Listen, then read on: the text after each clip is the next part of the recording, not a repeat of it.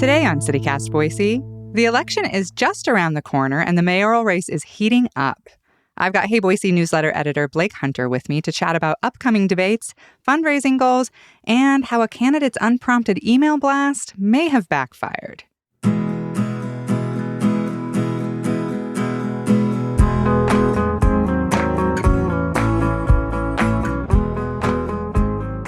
It's Wednesday, October 4th. I'm Emma Arnold, and this is what Boise's talking about.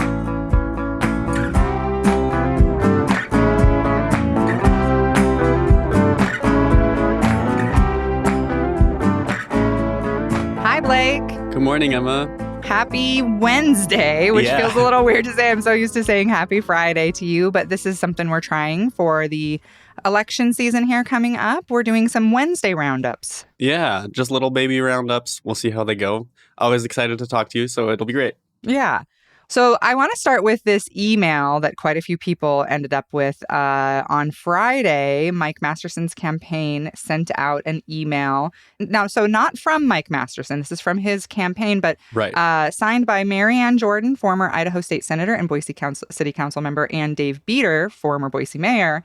And it is, it's interesting. I've seen a lot of different adjectives for it. Heated, vindictive, unsolicited was my opinion, because I actually I was not subscribed to the Mike Masterson campaign, but now I apparently am. So I don't know, maybe, I know you're talking to George Prentice, our dear buddy. On Friday, you're doing the roundup with him, and I know you're planning to go more in depth on this. But I did want to just kind of give it a couple impressions of it. I think one of the most interesting things in there for me was the blaming of the recent spike in police shootings on Mayor McLean. Pretty interesting language there. What did you think? Yeah. So, that was tough. And, about 80% of this email is just like criticism of McLean. And there's like very vague actual policies for Masterson, which is frustrating because I'm like, okay, you have all of these criticisms, but what is your actual plan? But, they brought up a lot of, complaints about McLean's handling of the police department that a lot of people have. But specifically what you're referring to is that it says towards the end of kind of talking about police, we now have 38 vacancies in the BPD. Officers are stretched thin and shootings have spiked. So it's just this very vague way of saying that shootings have spiked because BPD is understaffed. Because the mayor called... is understaffed. And in there, too, it says that she called the entire department racist. Yeah. And that's why they can't fill positions, apparently because of the mayor's critique. But which is not even something she said or did. She did say, hey, do not circle the wagons. We want some accountability here when it came out that the former captain, Matt Bringleson, had said a bunch of very racist things on the internet. And she said, hey, don't circle the wagons. We want transparency here. So I know you're going to, I'm not going to, I have so many thoughts on this, but you're doing it with George already. So I'm going to leave that for you two on Friday. I do want to tell you the reason I really wanted to talk about this was because, so I got this email in a couple different, I have a bunch of different emails like a lot of people. And I was like, okay, I already am getting this at my CityCast email for work reasons. I don't need to get it at my personal email as well. So I unsubscribed from the email list I did not sign up for the Mike Masterson campaign for mayor.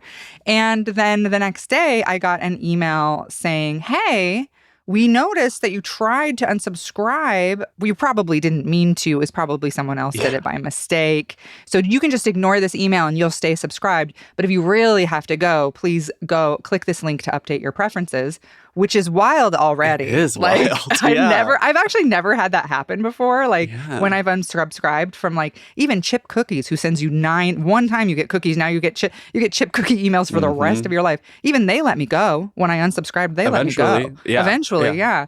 So I click the update my preferences thing, and it says, no, you actually can't click here. You'll have to request an email from us verifying that you want to leave. So I clicked that. They finally send me another email. I finally was able to unsubscribe at 3 or 4 steps, which has never... What's the plan here? And to clarify, you didn't subscribe in the first place. Never subscribed in the first place. How did they get your email? I don't know. I mean, there's so many ways too, but What? It was wild. And this is like my personal ding dong. Like, this is so that my aunt can send me her Facebook memes from 12 years ago, like forward. Important stuff. Yeah, you got to keep that stuff inbox is my clear. private. Yeah, I got to keep my inbox clear for that. So, yeah, I just thought that was funny. Like, what's the plan here? You're just hoping that like enough people can't figure out this system that they are forced to remain subscribed to your campaign email? I wish I had answers for you, but I really don't. Well, hopefully you and George can figure it out for me, because I honestly I've never experienced that before. It seemed very strange. Yeah. Well, let's jump into some other stuff you covered in the newsletter this week. So this, and correct me, I could be completely wrong about this. There are only going to be 2 mayoral debates this year. Feels to me like there's usually quite a few more, right? Yeah. So at this point, I mean, we are, as like today, we are 5 weeks out, just under 5 weeks out from the election. And so by this point, there's usually been, a couple forums at least. And we only have 2 that I've seen at least scheduled. I wouldn't be surprised if something else popped up. I hope something does, because currently we only have 2. One of them is through the City Club of Boise, and that's this Thursday at noon. And then the other is also this Thursday, but it's in the evening. It's like from 6 to 7:30. So busy day for the candidates. But yeah, it's interesting. And it's also kind of frustrating because the City Club of Boise event, you have to pay for. And so, the public needs to know in the first major forum that we've had, the public needs to know what people are talking about. And I don't think that people should have to pay to know about that. And then, the Jesse Tree and the Leap Housing one that's in Thursday evening, that one is free, which is good. And that one's specifically focused on a lot of housing stuff. So yeah, I hope that come Thursday, we'll kind of have a better landscape, a better picture of how the candidates are kind of actually carrying themselves in person, because we have not seen them really do that. I think it's interesting. I could be wrong about this, but the Jesse Tree and Leap Forum features candidate Joe Evans, who, libertarian-ish candidate around town, is currently unhoused, which I think is a really interesting person to add to that. He's not on the City Club one, though. Am I correct in that? I'm pretty sure he's not. And I know some people might be like, well, the City Club one, yes, they're charging, but it's $10 for members, $16 for non-members, $350 for a reserve table. But I mean, there are plenty of people right now for whom $16 is out of their budget. Yes, absolutely. I don't know that most people have a mayoral debate budget right now. So especially at noon on a Thursday. It does sort of seem, kind of preventative for a lot of working class people to actually participate in. Yeah. But at least we have a couple of these, because for a while we were all kind of over here at CityCast scratching our heads like, are we missing something? Be a debate? Yeah. We going to get to see these candidates?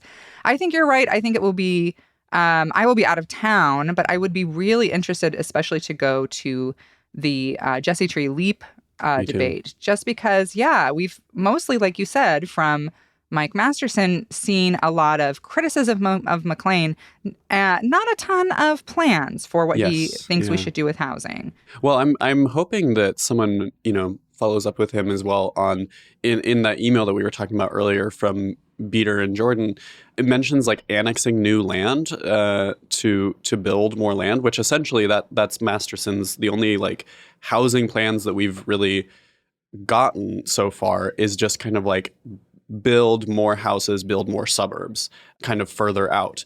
And so I'm hoping that someone, I'm sure that they will of course talk about housing. That's like the biggest issue for a lot of candidates right now, and a big criticism of his for Lauren McClain. So, we'll hear more about that for sure, but I'm really intrigued by that because that's the first time someone has officially said the word annex new land. It's like, that's no joke.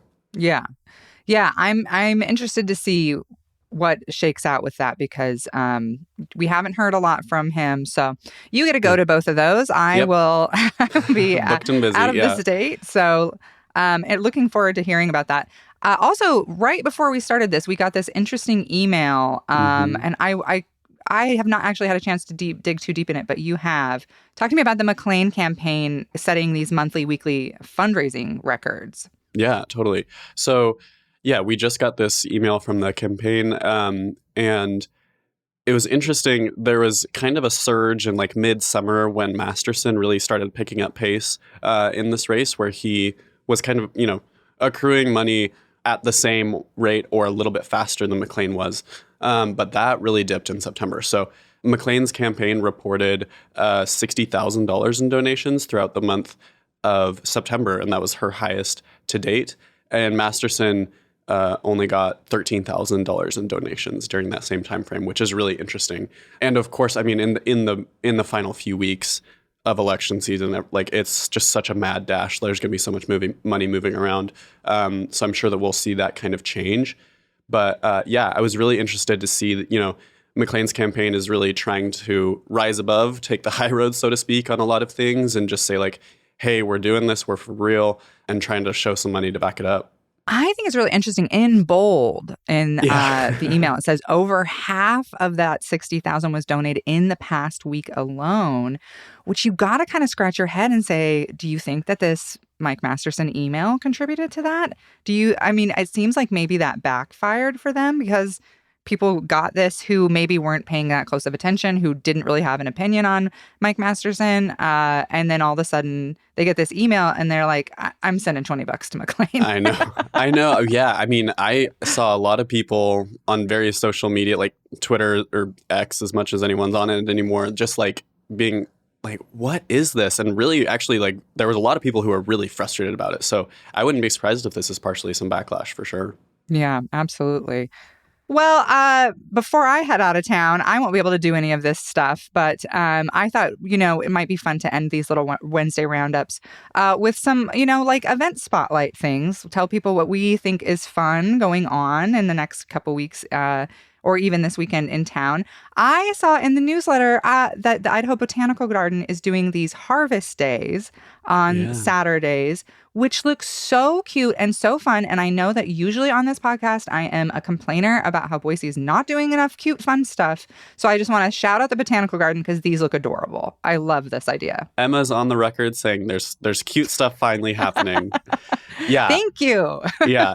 They have events every Saturday. And I kind of tried to allude to that in the newsletter, but they're very distinct and big fan of the gardens over here at CityCast Boise, so definitely check it out. And this Saturday, they're doing an Idaho social dance with like Hillfolk Noir and square dancing, and love it. I just love that. And then they're having a marketplace on October 7th, and every Saturday after that, they're doing like really fun, cool stuff. So check that out. And also my other event I want to shout out because we've talked about before how out in Caldwell, Indian Creek Plaza does not allow dogs, which always, whenever I'm out there, I'm like, how? It's so Shocking. cute. Of course you just want to sit and have a cup of coffee and like have your dog out here.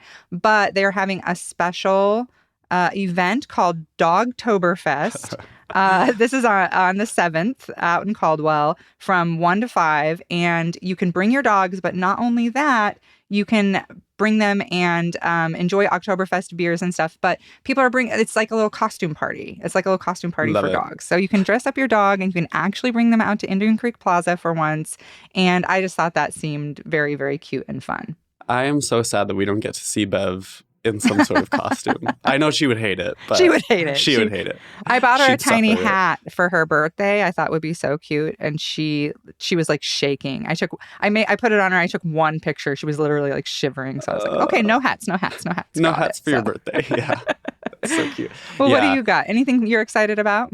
Well, unfortunately, I can't go out of state with you to watch you do comedy, but I got to see you do comedy last weekend, so it's fine. But this weekend. This week is pretty busy, but the Edwards Greenhouse is hosting a little autumn festival on Saturday, kind of just like midday. It's going to be a bunch of family-friendly stuff, a bunch of like crafts, live music, and food. And I just think that the Edwards Greenhouse area is just I just love to just kind of check out mentally and just wander around there. And so I'm planning on hopefully checking that out. Right now, as we're recording this, it's like foggy outside, and so that is really my vibe. I'm just going to try to take it slow this weekend and just try to have a good time because this week is pretty busy. We've got a lot of stuff going on. Yeah, it is. Well, I think it went okay. Our first Wednesday roundup. I think we nailed it. And I think this will be fun. Keep tuning back in on Wednesdays up through. We're going to be just covering a lot of election stuff, talking a lot of, there's some pretty interesting races happening throughout the Treasure Valley. So we'll keep an eye on that. But Blake, thank you so much for joining me twice in 1 week for a roundup. Thank you, Emma. Have a good one.